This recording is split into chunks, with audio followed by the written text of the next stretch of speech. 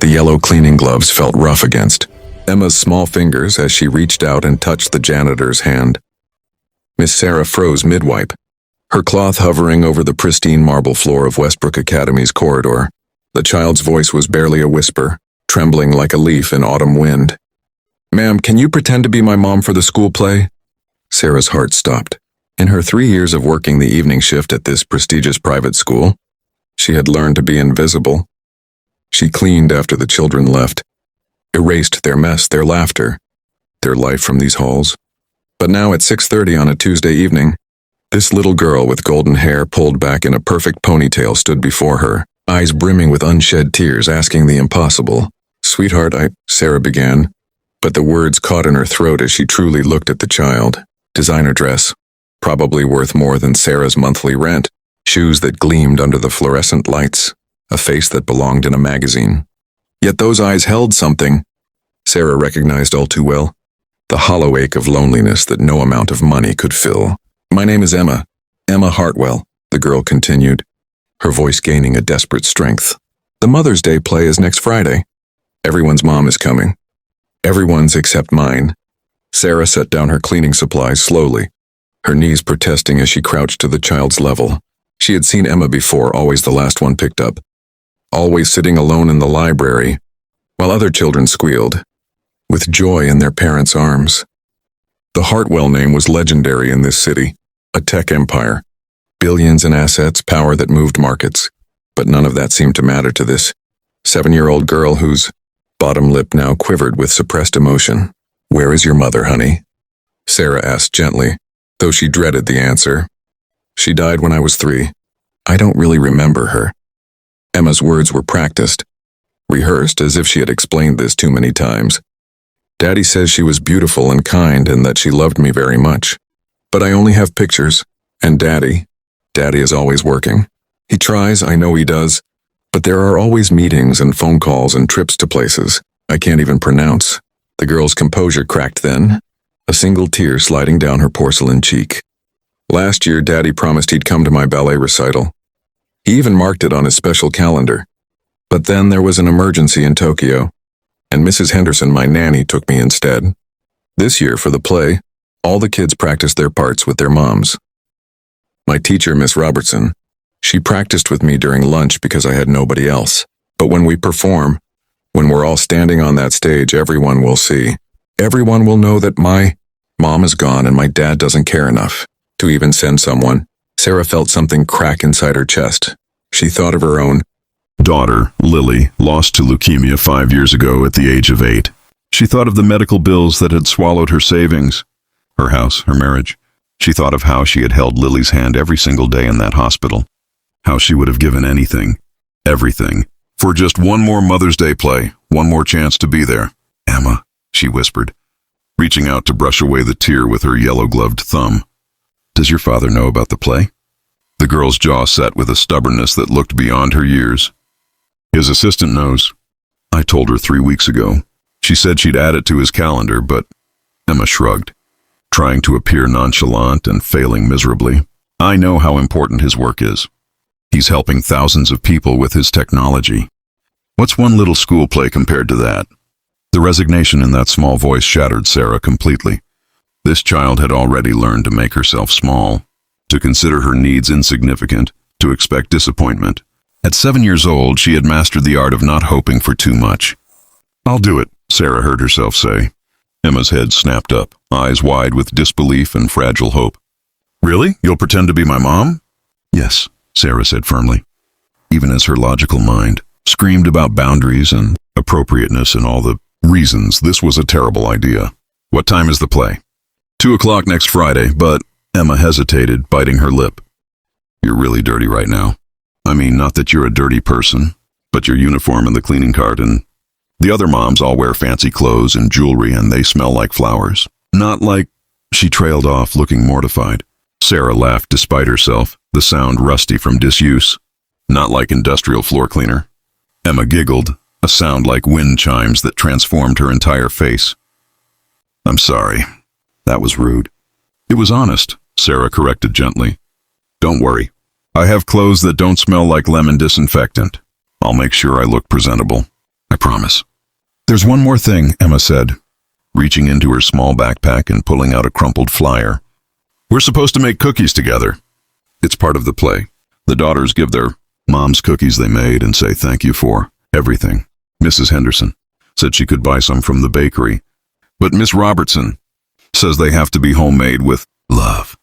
She looked up at Sarah with such desperate yearning that Sarah's vision blurred with tears. Could we make them together? Could we pretend just for one day that you're really my mom? Sarah pulled the child into her arms before she could stop herself. Breathing in the scent of expensive shampoo and childhood innocence, Emma clung to her with a fierceness that spoke of hunger. Not for food or toys or things that money could buy, but for simple human connection, for someone to see her and choose her and show up for her. We'll make the best cookies anyone has ever tasted, Sarah promised into Emma's hair. And not just for the play. This Saturday, if you want, you can come to my apartment. It's small and old and probably not what you're used to, but we'll have the whole afternoon. We'll make chocolate, chip cookies and sugar cookies, and maybe even those fancy macarons if we're feeling adventurous. Emma pulled back, her face radiant with joy. Really? You mean it? You're not just saying that to make me feel better? I never say things I don't mean, Sarah said firmly. Here, write down your phone number. I'll call your nanny and arrange everything. Mrs. Henderson, right? Emma nodded vigorously, already scribbling numbers on the back of the play flyer with a pink glitter pen, as Sarah watched the careful way the child formed each digit, making sure every number was perfectly legible. Her heart ached with the bittersweet pain of maternal love redirected. This wasn't her Lily. Nothing would ever replace Lily. But maybe, just maybe, she could give this lonely little girl the gift of being seen, being valued, being someone's priority, even if only for an afternoon. The rest of the week passed in a blur of anxiety and preparation. Sarah called Mrs. Henderson, who sounded relieved rather than suspicious. Apparently, Emma had been increasingly withdrawn, and any positive activity was welcome. Sarah dug through her closet, finding the navy dress she had worn to Lily's last school function, the pearl earrings her mother had given her, the sensible but elegant shoes she had, once worn to job interviews, in her previous life as an accountant. Saturday arrived with spring sunshine that seemed prophetic. Emma appeared at Sarah's door at precisely 2 o'clock, dressed in jeans and a pink t-shirt that made her look like any other child rather than the lonely heiress of a tech empire. For the next 4 hours, Sarah's modest kitchen became a wonderland of flower clouds, chocolate chips, and the kind of laughter that heals old wounds. Emma was surprisingly capable in the kitchen, her small hands carefully measuring ingredients, her face scrunched in concentration as she rolled dough into perfect circles.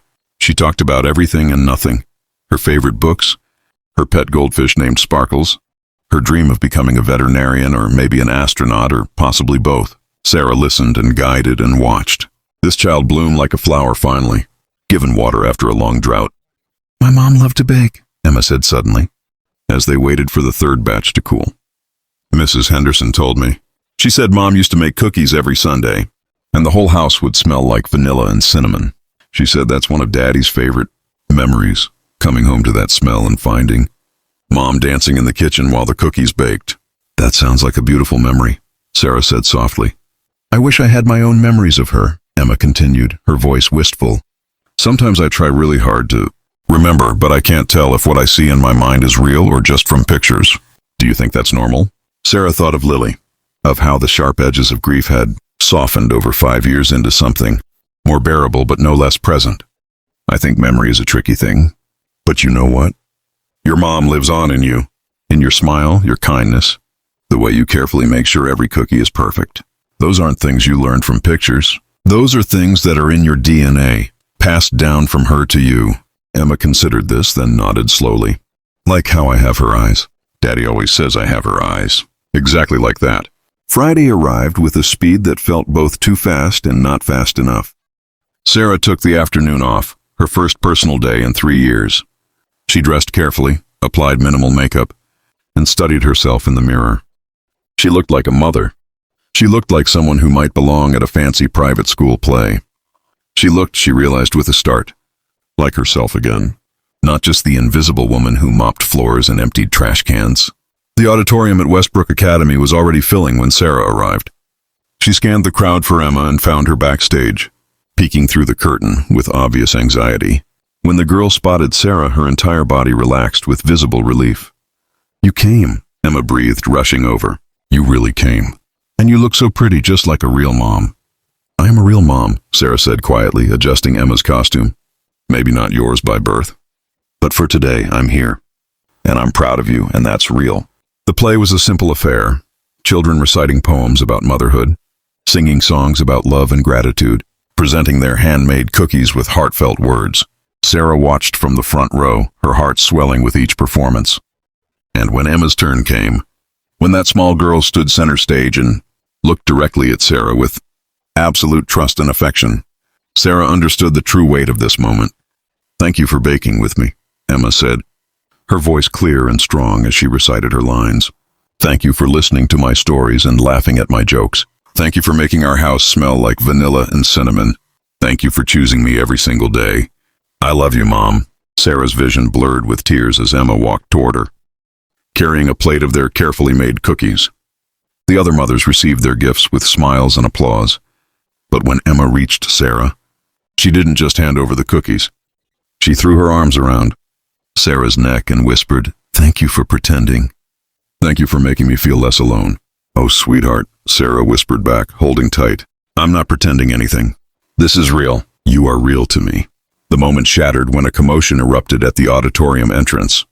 A man in an expensive suit pushed through the crowd, his face stricken with an emotion Sarah couldn't quite name. She recognized him from magazine covers and business news. Alexander Hartwell, tech billionaire, Emma's father.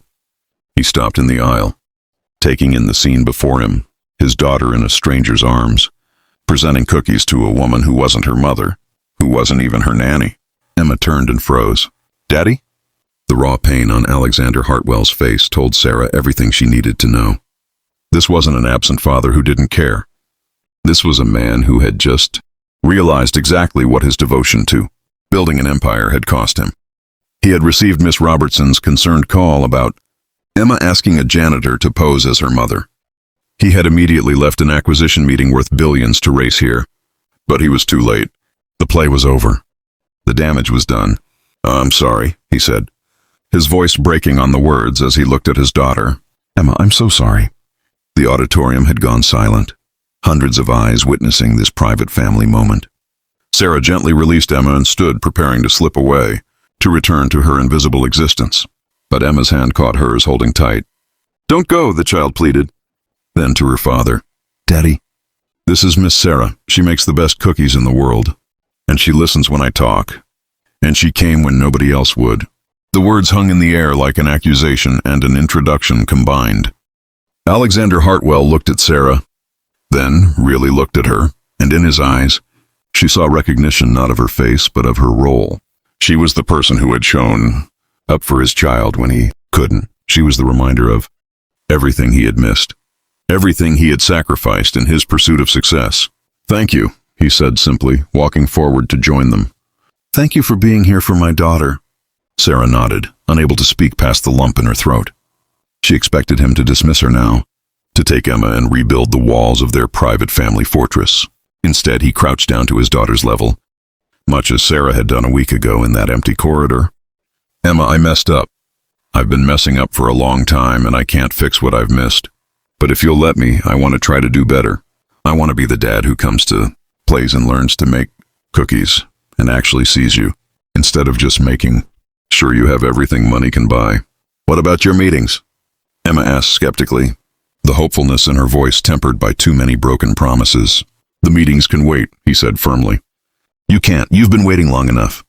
Emma looked between her father and Sarah, as if weighing the impossible, choosing between the parent she desperately wanted and the stranger who had actually shown up. But Sarah understood what the child couldn't yet articulate. This wasn't about choosing. It was about Emma finally learning that she deserved to have people in her life who prioritized her, whether that was her father finally seeing the light or a lonely janitor finding purpose again in caring for someone else's child. "I think," Sarah said gently, squeezing Emma's hand once before releasing it, "that you and your dad have a lot to talk about. But Emma, you have my number. Anytime you want to bake cookies or just talk or need someone to show up for you, I'm here." That's a promise.